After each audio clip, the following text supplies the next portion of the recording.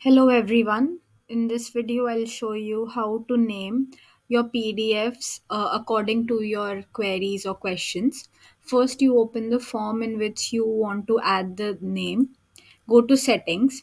Here, you can select the question. For example, I'm selecting name. And then you can also add few more letters here and then follow this that the spaces are ignored, rather you should use underscore. So for example, I've chosen name as the question, and then I can write pdf underscore temp.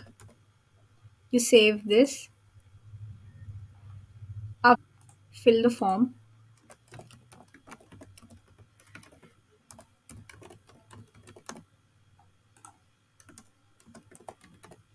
submit it.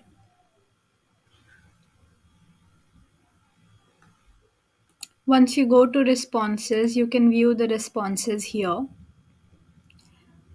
Click on download. Here you can see that your name is on the basis of what query and then what you wanted to add.